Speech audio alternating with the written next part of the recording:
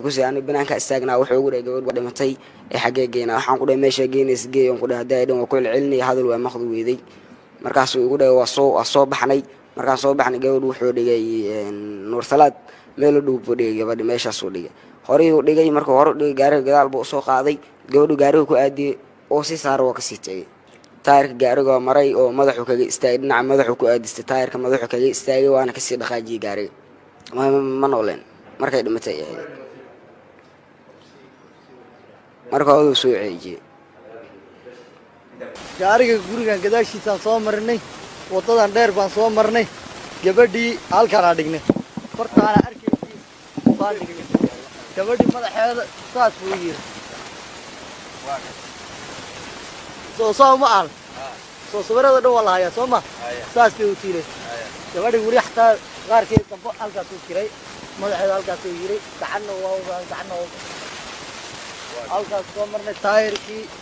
baa madaxayga fuulay halkaas aan ka dhaqaaqnay wadadaan ma marnay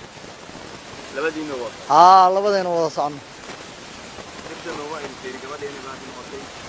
may gabadha markii hore meed bay ahayd wax dhaqaaqa oo meesha maray wadada ama baabuur qaarkii wax dhaqaaqa gaari baa aragnay gaariga aniga leerka waa noo darsanaa meesha mugdigaana waxa way gaariga doo leer dansan yahay cidna ma aragto waxay adiga baaray adiga 5 saac meelaha tahay 5 saac ها هذا محمد هذا واحد نجيبتي ماشي أنا قبلي ليش أنا نجيبته وماشي أكو عشان أكو عشان ليش أكو عشان أقول له ها هذا كان هو ماشي كده أو مرين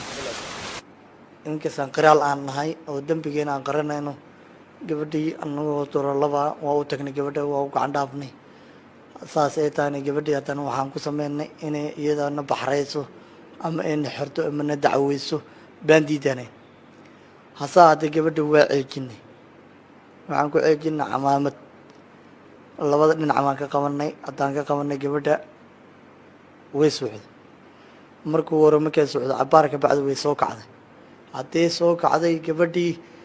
waa soo baxnay cabaar anagoo joogno waan soo degnay aniga wiilkii waa tashanay waxaan ku yiri walaalo ay gabadhii marxuumadan gabadhan hadhow haday tagto ama magaalada tagto weyn dacweynaysa in xiraysa maxaa tala gabadha wax naf laguma jirto si loo aqoonsan gaariga taayirka lugtu ku aadiye mari inaga gabadhan aan ka tagno meesha inuu gabadha haday dhimatay saaxiib uga dhimatay Allah raxmatay inuu naga kaxay ma gaariga taayir buu yiri waayo gabadhii taayirkii anagoo dhaa noo dansan oo haddana gaari wax leer aan shidnin gabadhii taayirkii hora iyo tan dambe israacay Allah naxariisto waxa caawa ilaahay mahadi ah kiiskii baraha bulshada la dhex wareegayay oo la marinayay oo ahaa gamanta yar oo meydkeeda laga helay duleedka magaalada Boosaaso ciidanka booliiska oo hogaaminayo taliyaha qaybta CID iyo saldhigyada